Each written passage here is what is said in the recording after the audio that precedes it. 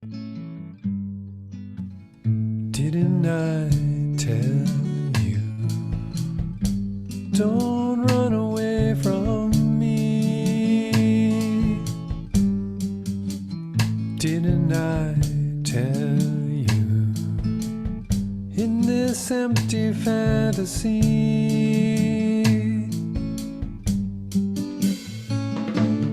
even if for centuries you wander angrily, you'll never find another true companion like me.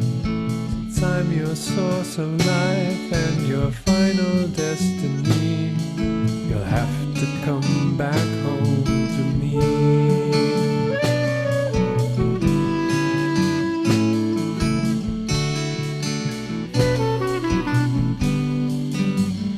Didn't I tell you things are not as they seem? Didn't I tell you this world is really just a dream? A play of shadows and light dancing on the screen, a multicolored magic show cast by a mighty beam. But if you go inside and take a peek behind the scenes, there you will find only me.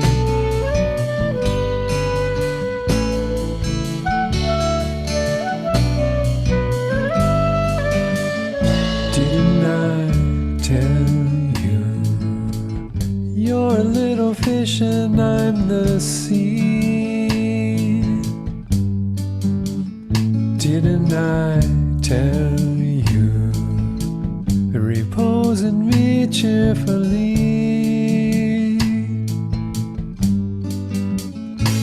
On dry land you'll find only pain and agony. Stay where you are suited to find comfort and peace. In my boundless waters you can dance and feel at ease. Your happiness lies here with me.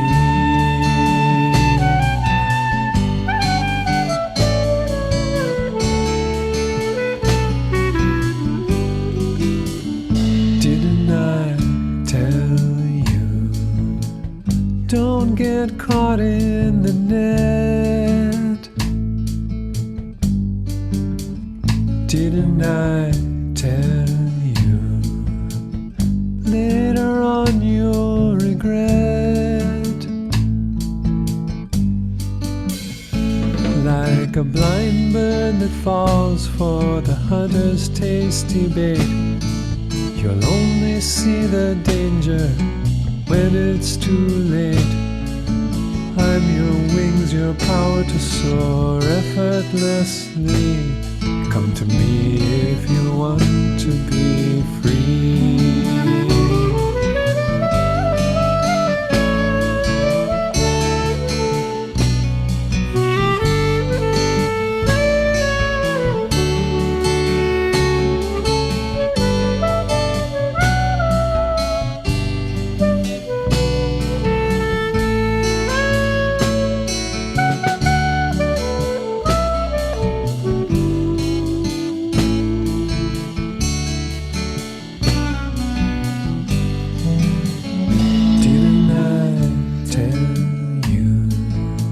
Watch out for that band of thieves.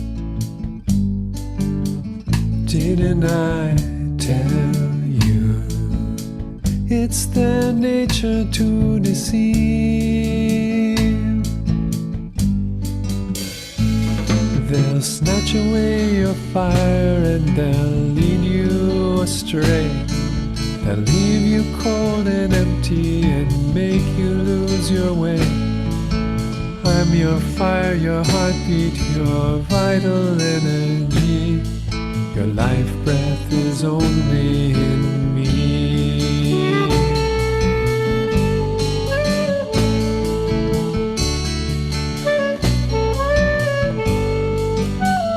Didn't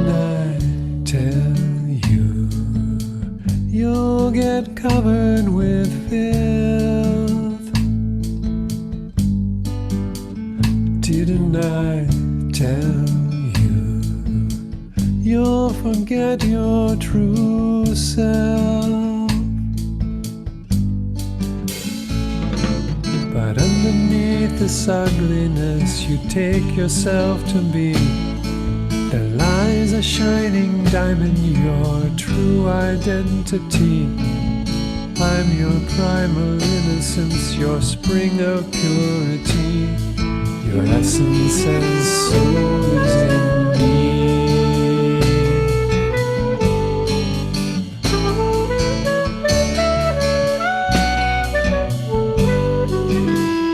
Didn't I tell you, don't worry how things will turn out?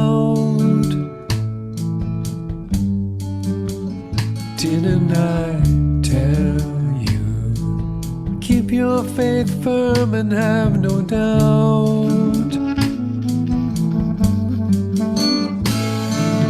I'm your wise creator, I'm with you everywhere. Everything is in my hands, although you're not aware. I'm the master planner, arranging your affairs. It's all set in order by me.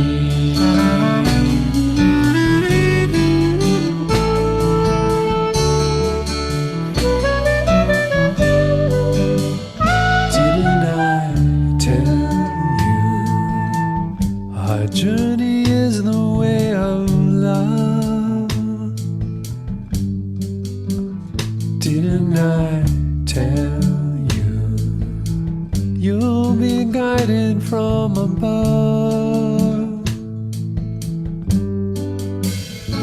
If your heart is full of light, it will help you to see the path that will lead you right back home to me. Know that love's the final goal, and love's the secret key that will open the doorway to me.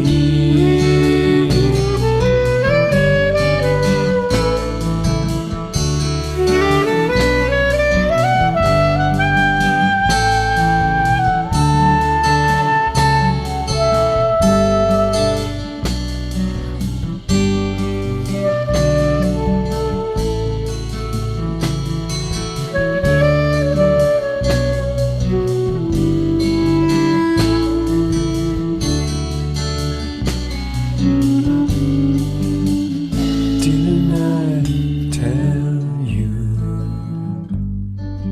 Didn't I tell you?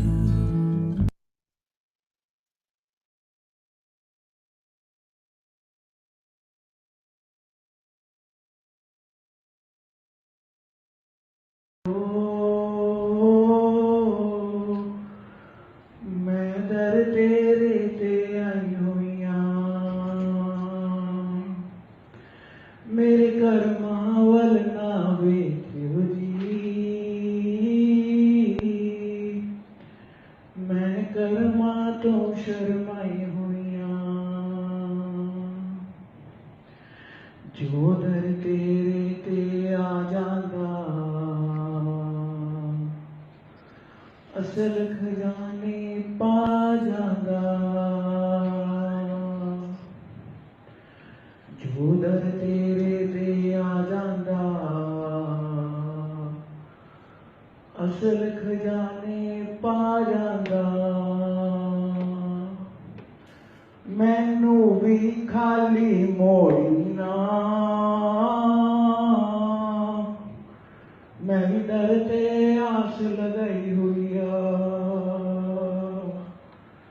मेरे सतगुरु जी तुसी मेहर करो, मैं दर तेरे ते आई हुई आ। मेरे कर्मां वल ना वेखियो जी, मैं कर्मां तो शर्माई हुई आ। तारन हार कहोंदे ओ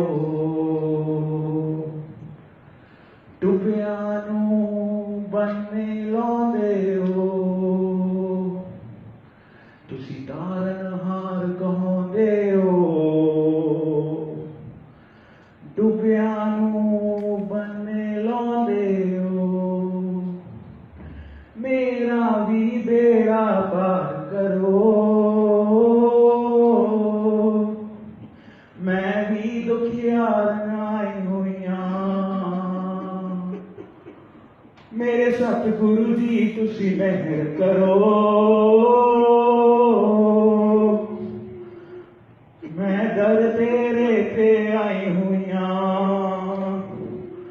मेरे कर्मा बल ना वेखियो जी।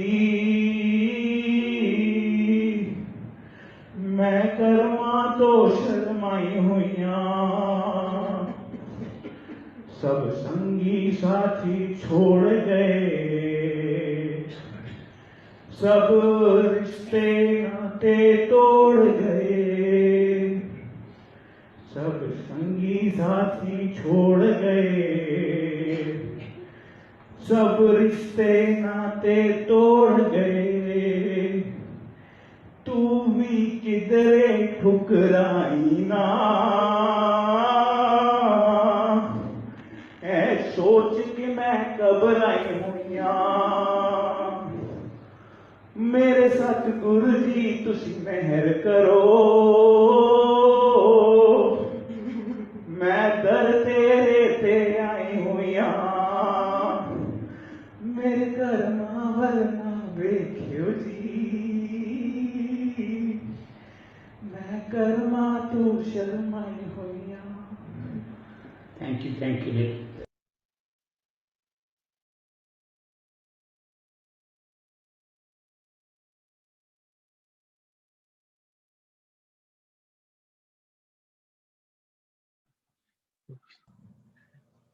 Good morning, everyone. Nipun is not here, so I will be reading the schedule. Okay, 1 second. Sorry, I forgot. Okay. All right. We have song, beautiful song by Anonymous. And it's there are no letters nor messages from you. That's the song. And then there is a short talk by me. And then we have a talk by our dear brother Rohit. And the topic is Service by Soul by a great master. After that, we're going to have a 5 minute of meditation, short Dhyan session to compose ourselves and put our attention toward our beloved Ishwarji. After that, we will have a talk by Master, and after the talk, we will all meditate in love and devotion together and enjoy the love. Okay, cool. Let me play the song.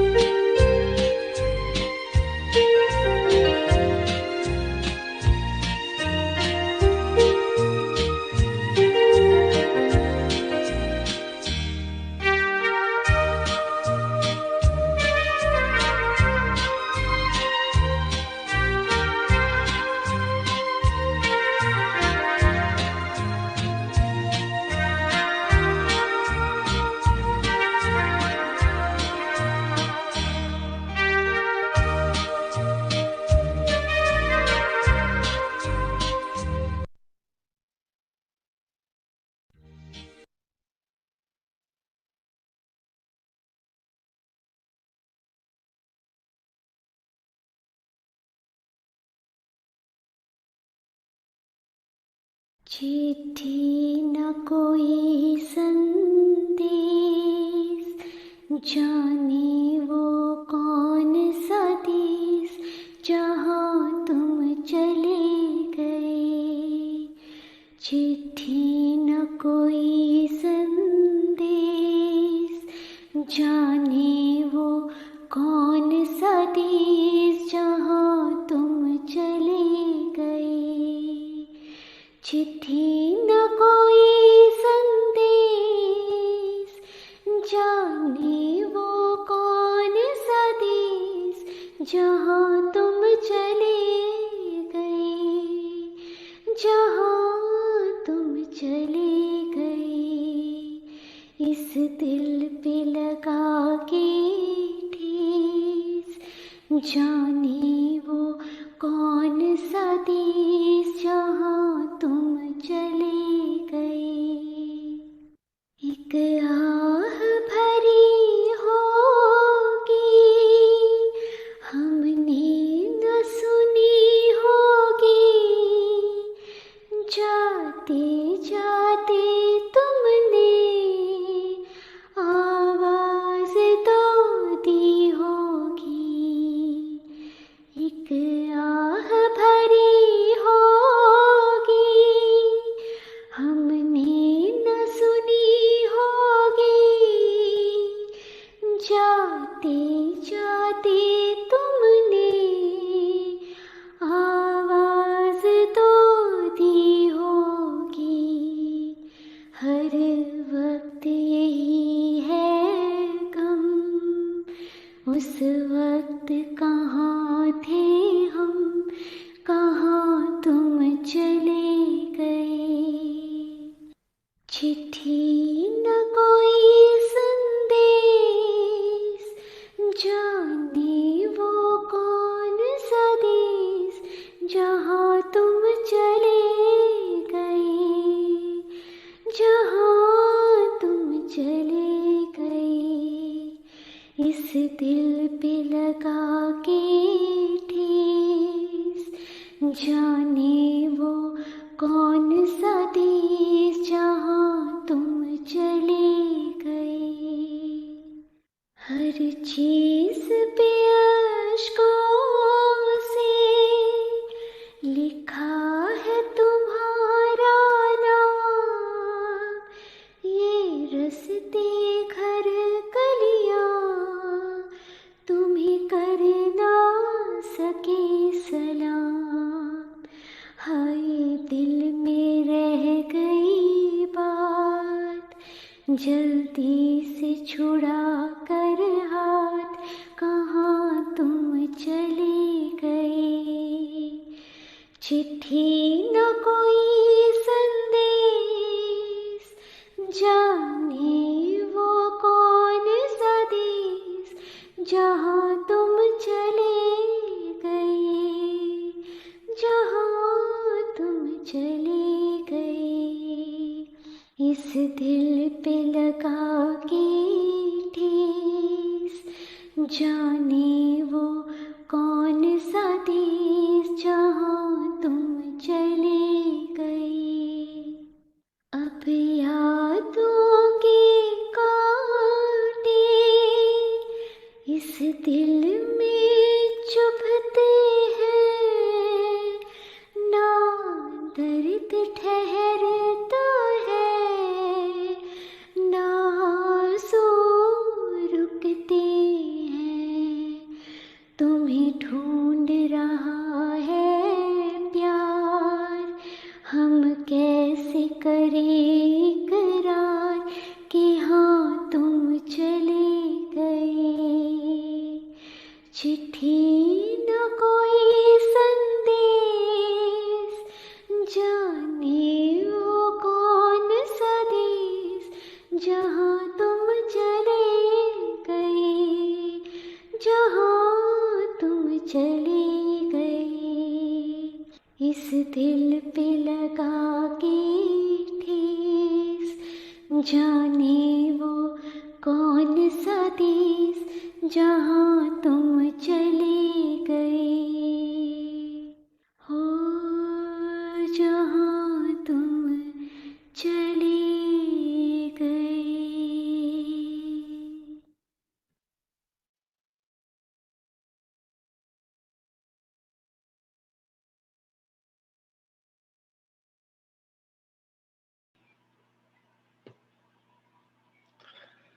Anonymous, we love you.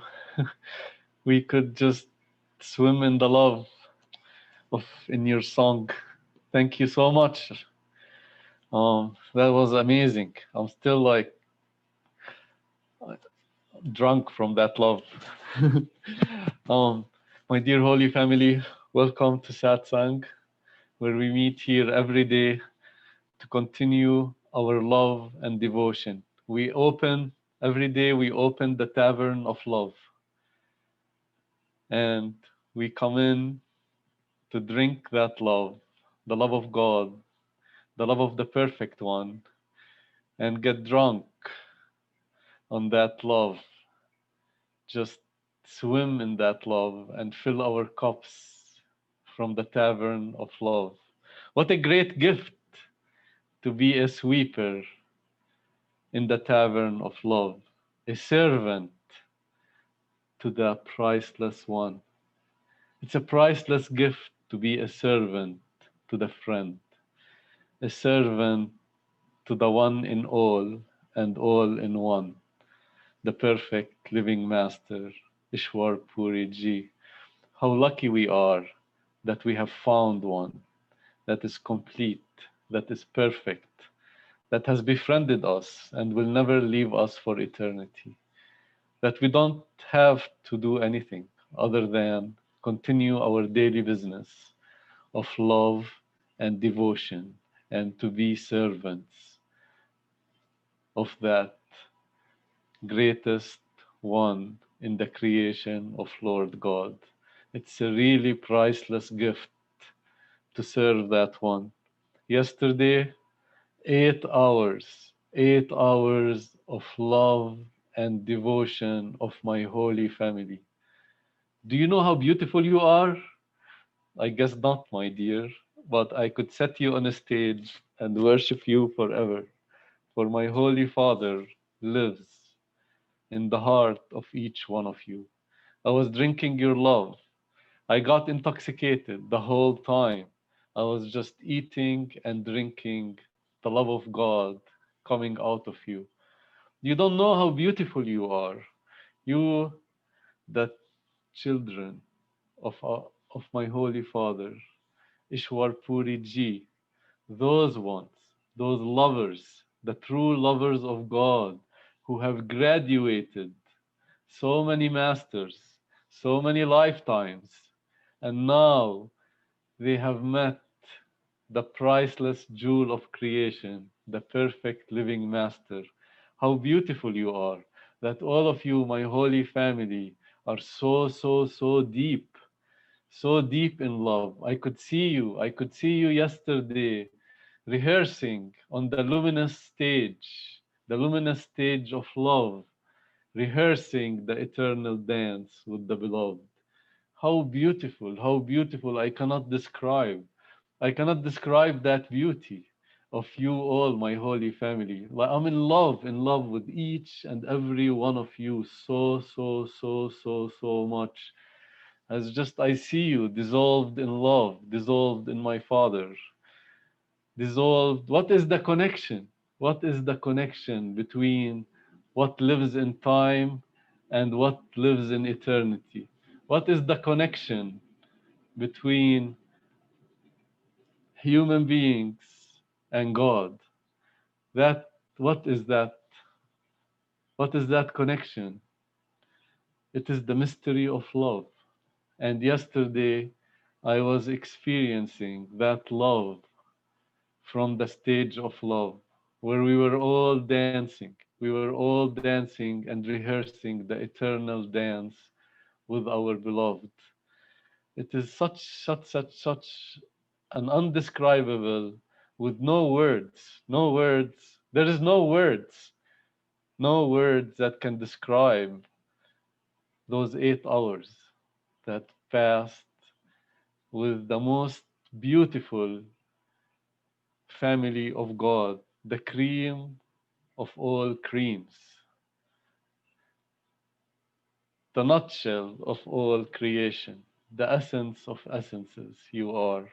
That's how beautiful you are.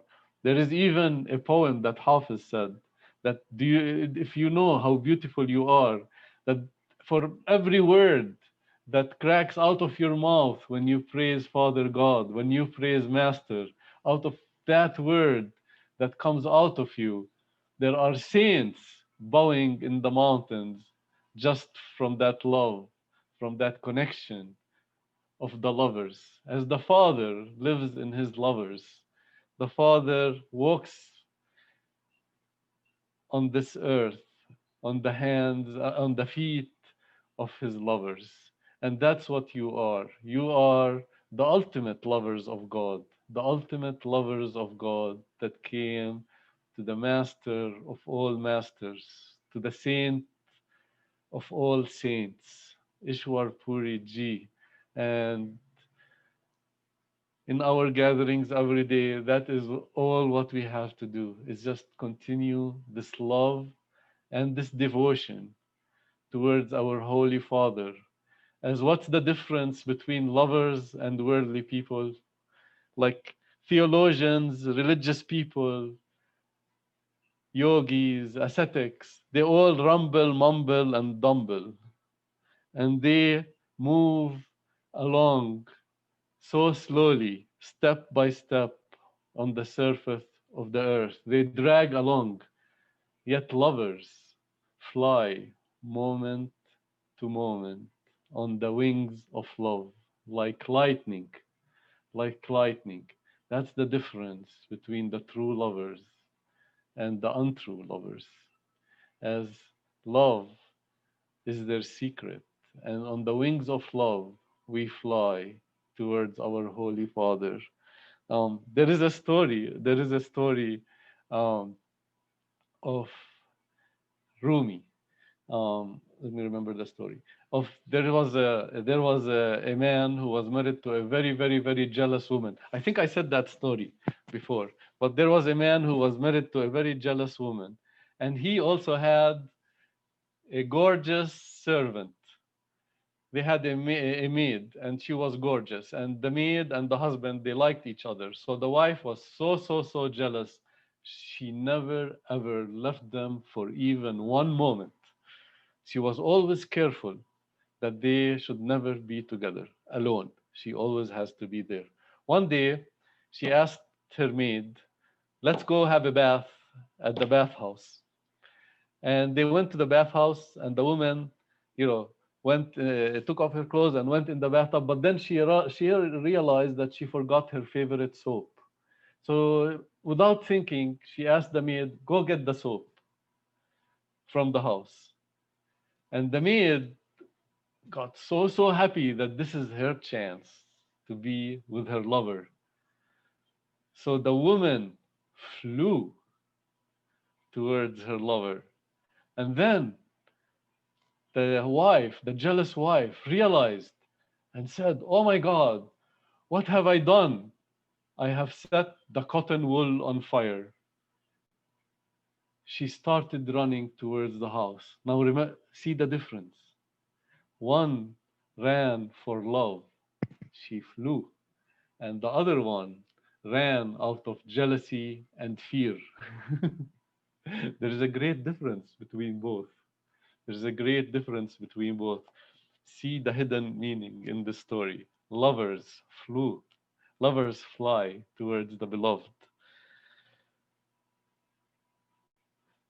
Lover and the beloved pull themselves into each other moment by moment. Lover and the beloved pull each other into each other moment by moment. Moment by moment, we pull each other, the lover and the beloved, into each other, deeper and deeper. So, yes, one ran out of fear and jealousy, and the other one flew. The maid met the husband, and they both went crazy. That power overtook them. That power overtook them. They even forgot to latch the door. And their spirits merged, and they melted into each other. Then the wife came running, and she saw the whole thing. The husband got so scared. He started doing his his daily prayer, and then the wife smacked him on the head, and she said, "Is this the way you long for union with your sexual organs?"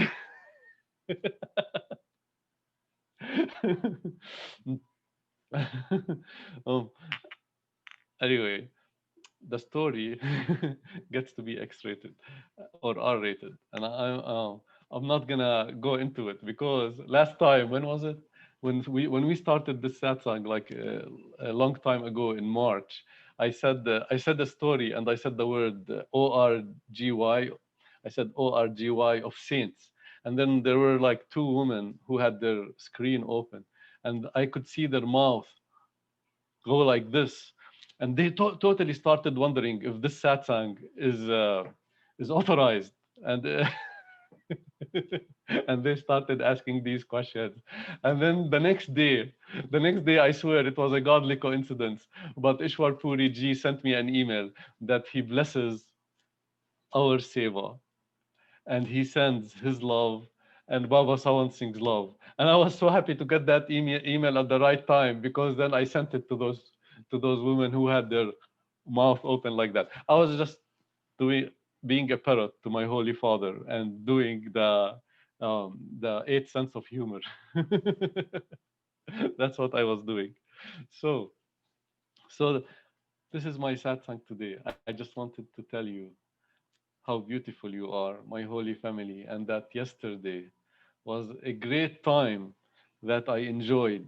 I enjoyed being with you. I enjoyed being with you. And it's not about the singing, like, it's about the love that was coming, the deep, deep depth of love that was coming from the soul of each one of you. And that is like me, I don't know how to sing whatsoever. I'm like, I think it's like an embarrassment.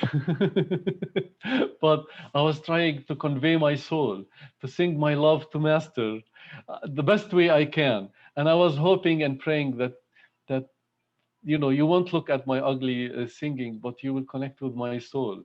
You will connect with my love for Master. And when you connect with that love, or my love of Master, it will become your love, and we will all be together and fly on that love. That's what I was thinking when I was singing, that we will melt into the love of God. And I wanted you to sing with me together, even though I don't know how to sing, just so we can be dissolved in the love of Master and in the love of God. Our holy Master, Ishwar Puri Ji, left the body. And then, of course, the mind comes, and there's so many questions unanswered. People are saying, how come he left? Did he know that he is leaving? He promised that he will give talks in the new dome. So all these questions of the mind come, and and the mental questions cannot be answered. We have to burst open in order to understand everything that happened, that we are only seeing one part of the picture. One part of the picture. We are not seeing the whole picture. We have to go inside. We have to go inside and see the whole picture. We have to burst open. We have to burst open and just remove all barriers of separation between us and the beloved. And then the picture that seems imperfect will become perfect, as we will see it not with the eyes of the mind, but we will see everything with the eyes of the soul, with the eyes of the soul, that the truth lies hidden within. And what the mind can see is only limited and only part of the whole. So, for all those people who are confused and who have unanswered questions, my answer, my soul's answer is like, we have to burst open and see the whole show from within. Um, I wish on you oceans and oceans of my Holy Father's love, of our Holy Father's love. And I'm so thankful to Master that he gave me this seva to just talk about him, and I appreciate that seva, and I appreciate everybody in this satsang who's doing love and devotion. And I hope more people will come and join us to do love and devotion, as our only purpose here is just ultimately we are disciples, and ultimately to dissolve in the ocean of love. That is all I ask for. I ask for nothing else, and I don't care about anything else. All I care about is to serve my Holy Father. All I care about is that one day I will merge with my Holy Father. And satsang is a vehicle to to increase the love and devotion. And where two or more gather in my name, when we gather in the name of our Holy Father, Ishwar Puri Ji, then the inner rain of love starts. The filling of the cup starts. The holy dance starts. And the intoxication and the happiness and the bliss dwells on all of us every day over here. So I hope more people will come up and do seva in whatever kind they like. It's just because it's a good thing. It's a priceless gift from our beloved. Okay, this is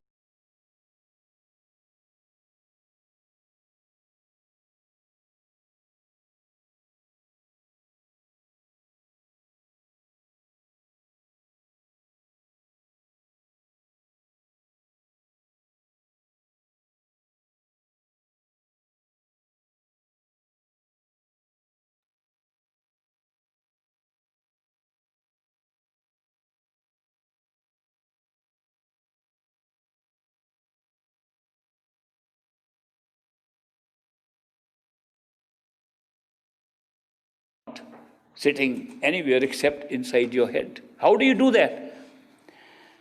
You can use imagination again. Imagine that this body of ours is not ourself, but our house in which we live.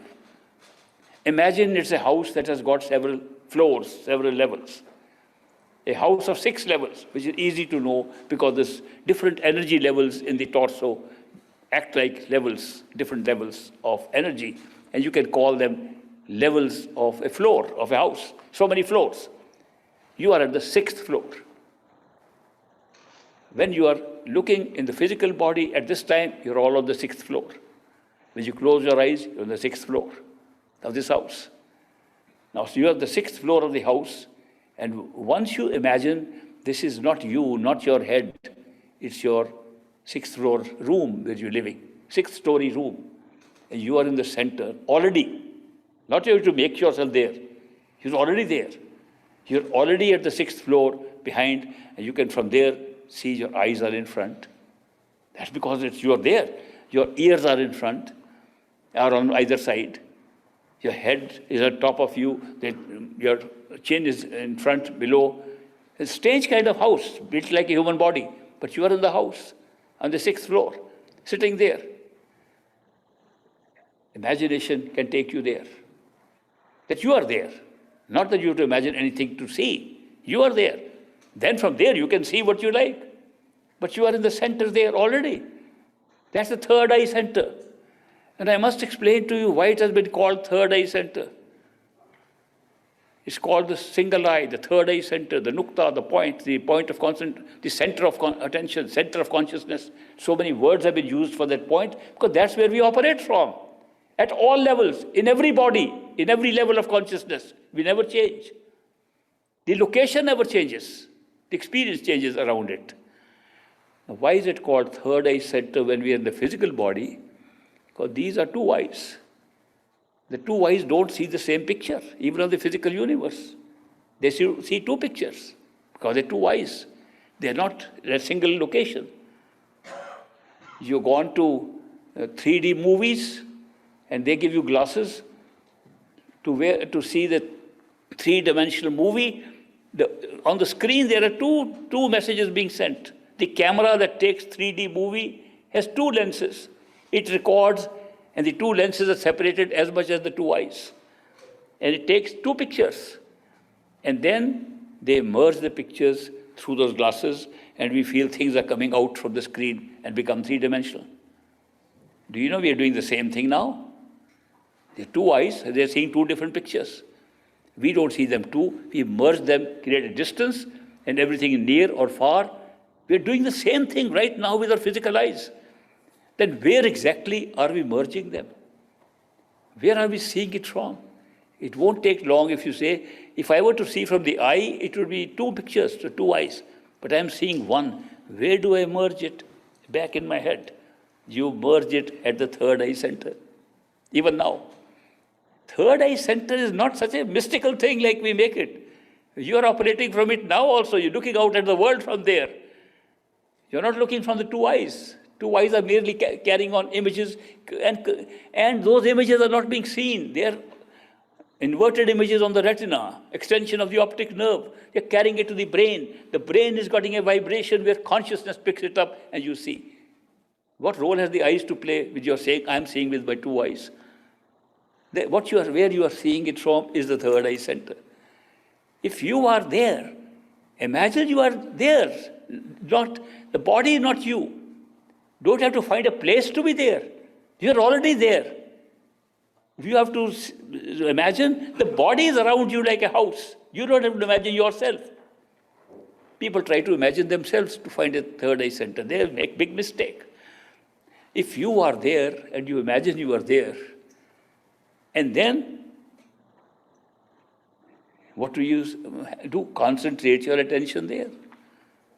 This is concentration of attention on where you are. When that happens, just like I said, if you look at the flowers and you will not see other things, the awareness shrinks to where you're putting your concentrated attention. When you concentrate your attention there, you won't know where your hands and feet have gone. You won't know afterwards where your legs have gone, where your arms have gone, ultimately where your body has gone. And that's reality has come up. Simple process. A simple process of concentrating our attention on where we really are and not in the body. When that happens, you find that you can still see, you can still hear, you can still touch, taste, smell. All these things are still available to you. So that is why you discover that the self which you are looking for at the very first level has all the sense perceptions. And they are much better than you have in the physical body outside. Your eyes become so sharp, no glasses are needed. You can read better than 20/20 with those eyes, anything you want to read there. You're strong. Your sense perceptions are very clear and stronger than they are here. Then where is that coming from? That's your more real self than this physical body. Yet it's not your ultimate soul. Many people think that is the soul. They say when we die, our soul goes somewhere to another body or something. No, soul doesn't go, astral body goes. That's called the astral body, which is sensory body. If you concentrate your attention within the sensory body in the head, same place where the self is, you will become unaware of the sensory body also. And you are still there. No body, no eyes, no seeing. You go back in reverse to a state where your mind was alone before the timeline was created. You can experience it. You will know exactly how you created this universe. You will find the very process through which the law of karma operates. You'll find the very process how events are created. You'll find out how you created the events that caused your life to be what it is, that you picked up your destiny from there. It was made up there. You'll also find that what you thought was your mind is only a part of a universal mind, and participating in that all the time. It was never separated. All these realizations come to you by being at that state. Many of the greatest greatest mystics have told that as the ultimate true home. Because they say, when you have come to a universal mind from where all creation is taking place, that totality is totality of all creation. How can you go any further? So many of them have stopped there saying that is our Sachkhand. The experience of not having a body, not having sense perceptions, and having perception as a whole has been called our true home. Very few people have even thought of anything beyond that. But that is not our soul. The soul is empowering that state of being. And soul is consciousness, not that which creates events. It's the creator of those creator of events. And to go beyond the soul is not possible. By effort. No amount of effort can ever take us beyond the mind, because we make all efforts with the mind. How can you use the same instrument that makes effort to go beyond it? Therefore, the mind can never go beyond the universal mind state. It can, with proper guidance, go up to that point of discovering its own reality, but cannot go and discover the soul. That is why they say effort has a very limited value in true spiritual experience. Effort has value in getting those spiritual experiences of being not in this body, another body, not in any body at all, not in the universal mind. That can happen. And efforts can get you that with proper guidance. But to go beyond the mind into true spiritual regions where your soul exists, soul per se, nothing else, is not possible with the effort or the mind. Now, people have tried effortless meditation also. One of my friends wrote to me, I have discovered that there is no place for effort in our ultimate spiritual thing. What we need is effortless meditation. So at the end of the letter, he wrote to me, now I'm going to try very hard for effortless meditation. This is how our mind works. We can't get out of it.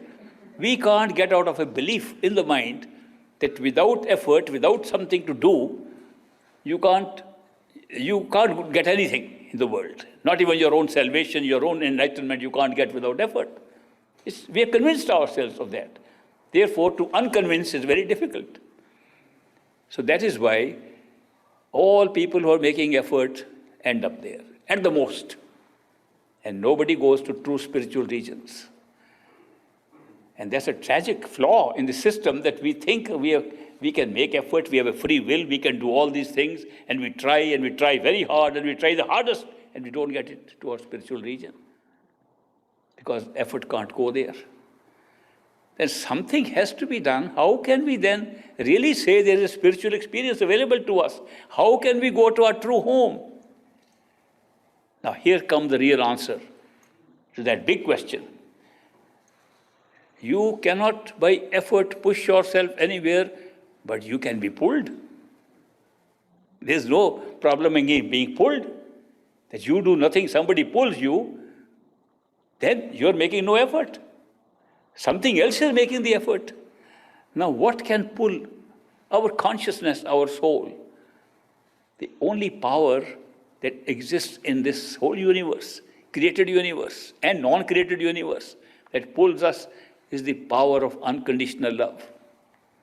When that experience happens to us, whether it happens here or in the astral plane or causal plane, it's that experience of being pulled by perfect, pure love that has nothing to do with physical experiences. When that love pulls, we are dragged and taken away. To go beyond the mind, the only way that I know of that can take you there is a pull of love from beyond the mind. Not pull of love here. If you get pulled by love here, you'll be here. If you get pulled by love to the astral plane, you'll be there. If you get pulled by love to the causal plane, you are there. But if you are pulled by love by somebody sitting here in our midst, operating from beyond the mind, that pull can take us beyond the mind. Now somebody says to us that your role on the spiritual path is do nothing. Our mind doesn't accept it. How can our role be do nothing? Our role has to be do something. Therefore, even a perfect living master, operating from our true home while he is in a human body here, and who with his absolute, unconditional, pure love pulls us and draws us, and we know there's a pull going on, we still say, what am I supposed to do? I am supposed to do something to get that pull. The mind continuously argues. Therefore, even a perfect living master, if he's sitting here in our midst and says, do this, we like it. Do meditation, more meditation. There must be something in it. Do it in a certain way. How many hours did you do? More hours. Oh, this is going to give us results. Do you know that those who are on the spiritual path, the more they meditate, the less experience they get? Because they're not out for experience, they are wanting their true home. And what they want is to be pulled by love. Now, here is the difference between us, ordinary people, and a perfect living master in a human body, that when he comes, he has that effect upon us as if it is a soul being pulled by a soul, and not that it is something connected with the physical self. We can't explain it to ourselves. So we try to find what is going on. The mind says, watch out. It may be some mesmerism going on, maybe some mind control going on. Watch out. Take care. And yet the pull goes on. Then the mind comes up with a lot of doubts. No, this can't be happening, really happening. I think I'm going to go into another way. What is happening is not consistent with my belief system. It's not consistent with my religion. It's not consistent with what I have always believed in. I must take great precaution. Maybe the devil has come to take me. Maybe some negative forces are come. The mind thinks of all these things for good reason. And yet the pull goes on. A man says, I am never going to go to a perfect living master to see him. Next day he's there. And he says, why are you come again? I don't know. Something makes me come here. This is the start. This is the start of the game. The game of love goes on. And that is the real way by which the masters come and pull us with their unconditional love. They're human beings, like us. But the distinction is in the love that they show us even as human beings. Their love is totally unconditional. They will love you if you love them. They will love you if you ignore them. They will love you if you hate them. They will love you if you kill them. That kind of love is not common. Yet it is absolutely an ordinary condition for a human being who is a perfect living master. He lives in that state, always. And this, people test it out, and this is where he comes out true. Why is that his love is so unconditional? Because there is no judgment involved. There is no expectation involved. Such a person has not come to take, he has come to give. Such a person has not come to do any other thing except to take your soul home, to your true home, because your time has come, you are ready, you are waiting to go. Period. There's nothing else to be done. Actually, you could be, if your mind was not interfering, if you said, I am seeking my true home, I'm waiting for the thing to happen by which I arrange to go home, which is appearance of a person. Not finding a person, appearance of that person. They say, when a disciple is ready, when Chela is ready, Guru appears. When a disciple is ready, the master appears. They don't say when a disciple is ready, he finds a master. You cannot find a master because the master is too ordinary. If somebody is not ordinary, he says, I am a master. He's operating from his mind. His ego is being on display. Perfect living masters never claim they are masters. They call themselves servants of masters. They call themselves servants of people, servants of those whom they have come to take. It's totally different. But when somebody claims something with his ego, he cannot be a perfect living master. And that is why the big distinction. Therefore, you can't find them. They're ordinary people. How do you know them is their presence comes and affects you. And how does their presence come? Simple process we call coincidence. By chance, by accident. We were looking for something else and they appeared. It's just a strange way of using events of life. Circumstances of life produce them in our life at the right time when we are ready to go home. Now, supposing at that time you are able to recognize a perfect living master, and he says, yes, I accept you, we are ready to go home. Do you know what you need to do after that? Nothing. Mind doesn't believe that, but otherwise that's the truth. In Sri Guru Granth Sahib, such a beautiful book from where I have learned most of my lessons, I must tell you. It says, Nanak Satgur Bhetiye Puran Hove Jukti. Your effort is complete the moment you have surrendered and found the master. And after that, Hasdya, Khatandya, Parandya, Piche Hove Mukti. You can live your life normally and you'll go home, true home. That's the truth. Mind doesn't believe it. Mind says, what will I do? What am I? What is my role? Okay, then you meditate. Then you follow dietary restrictions. Then you follow this restriction. oh, this makes sense. Now I'm going on a particular definite pattern. It's for our mind. Do you know all meditation that we do is only for our mind? All other things, observations that we make on our spiritual growth are mental. Spiritual things are all in our soul. A soul is being pulled by the soul.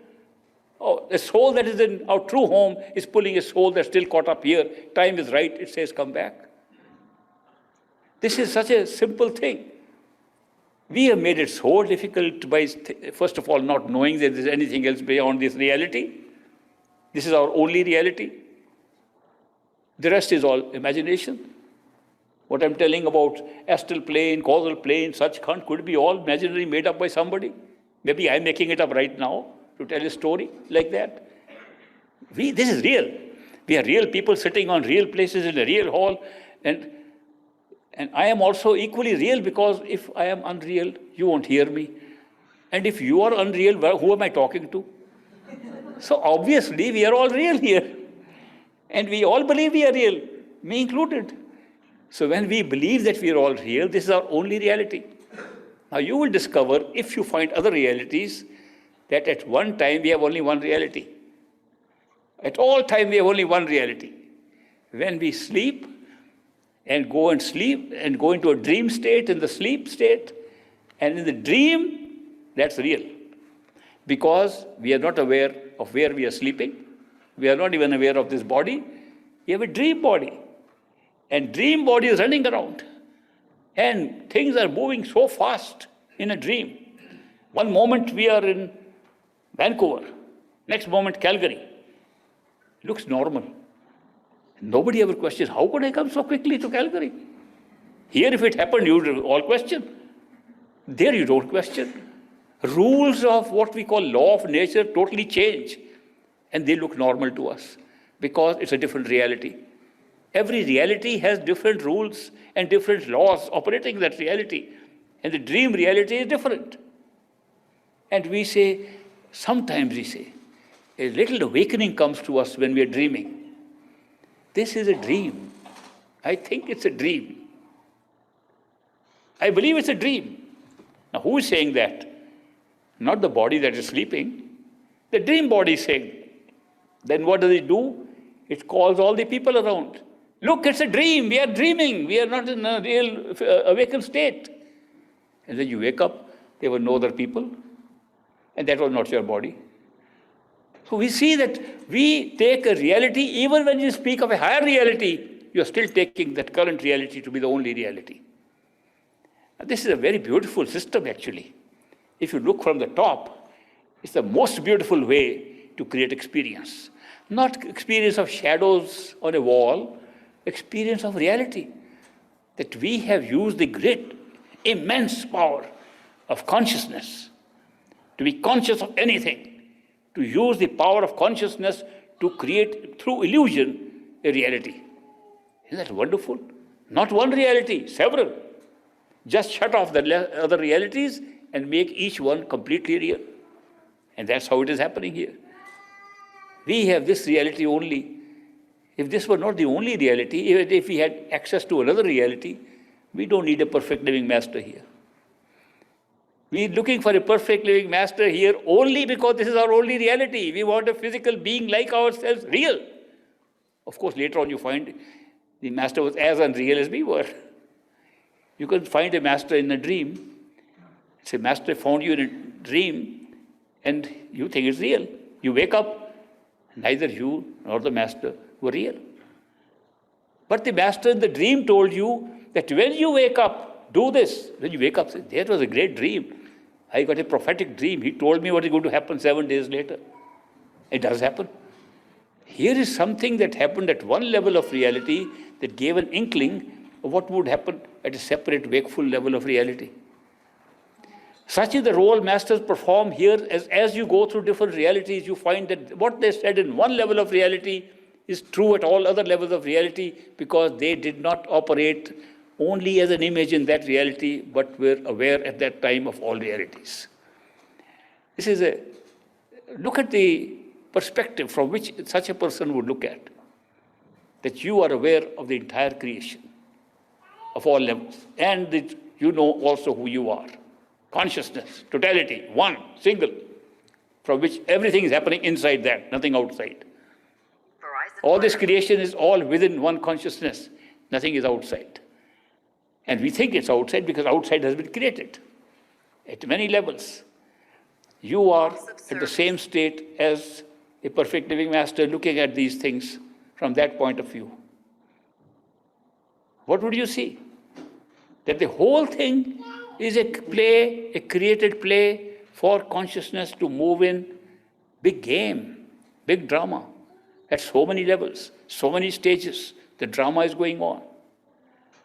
It's a very interesting experience. Now imagine when a perfect living master comes here and he takes us to our true home, what does he do really? He takes you to the same place which he has. You see the whole drama from there. What happens to the principle that at one time you have only one reality? It dissolves in your true home, because true home contains everything. There's nothing outside of it. Therefore, all levels become real, all levels become unreal from that vantage point. A perfect living master does not come to make us better human beings.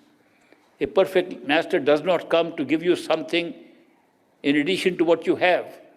He comes here to make you identical to himself, to give you exactly the same experience he has, nothing less. They talk of, in mythology, there's a stone, philosopher's stone.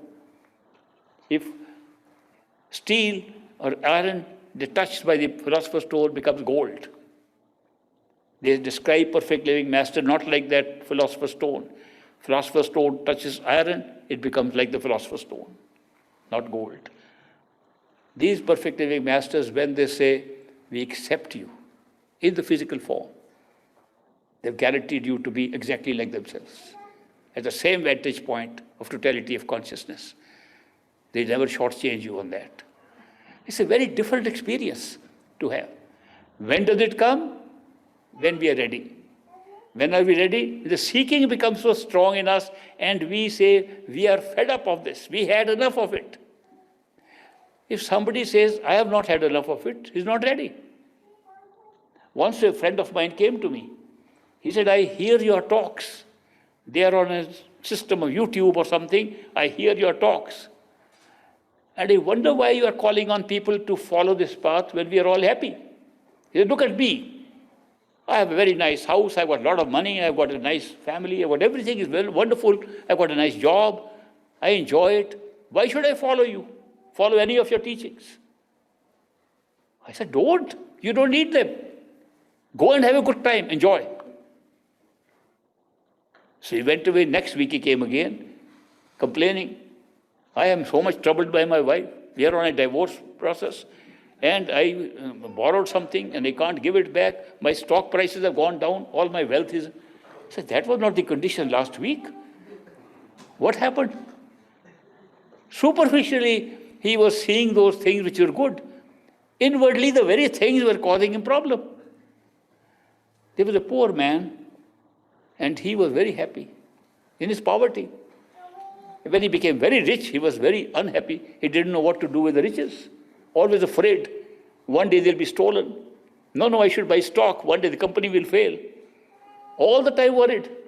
Whole life became mess by getting something which he thought will give him eternal happiness. I have had a chance to meet multimillionaires. I never met more unhappy people than those. And yet they thought money will give us happiness. We all think when we don't have, we think that will give us happiness. When we have it, it's a wish we didn't have all these problems connected with the same thing which we thought will give happiness. So this is a strange state where we don't realize that the very thing that we are trying to feel will give happiness don't give us happiness. True happiness comes when you have totality of experience, in a totality of consciousness, and after having an experience like this one. That is why I say we are very blessed and lucky.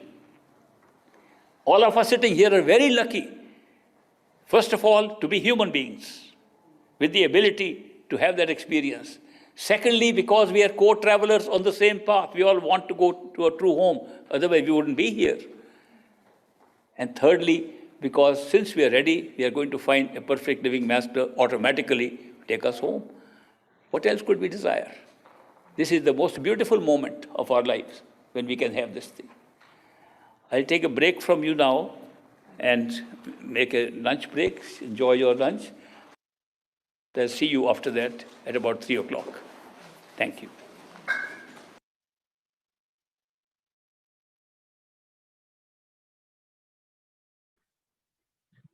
My dear Holy Family, it's time for oneness, time for the lovers and the beloved to pull themselves into each other.